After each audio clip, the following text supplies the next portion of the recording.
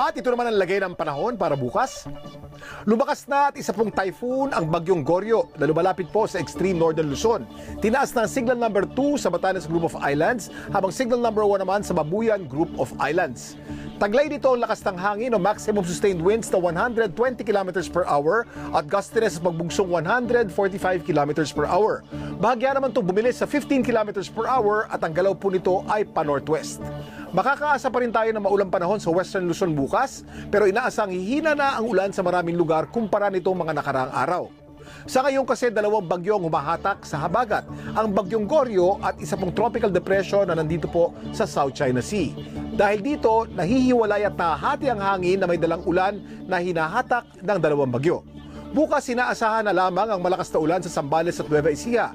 May pabugso-bugsong ulan din sa Occidental Mindoro, Pangasinan, La Union at sa Benguet. Habang dito sa Metro Manila, silipin po natin, magiging maulap po rin po ang panahon bukas at maghapon ng mahina hanggang sa katamtamang pag-ulan. Pagdating ng Linggo at Lunes, lalo pang hihina ang pag-ulan.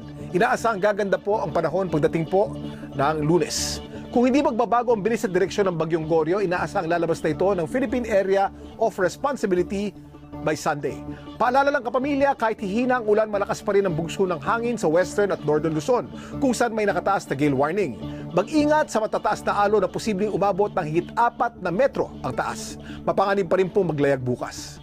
At para naman sa mga kapamilya natin sa Visayas, asahan po natin ang isolated thunderstorms bukas sa Aklan at Iloilo, habang good weather naman sa natitirang bahagi ng Visayas. Napakaliit po ng posibilidad ng pag-ulan. Sa Mindanao, may tsansa ng paminsan-minsang pag-ulan sa Zamboanga Peninsula at Northern Mindanao.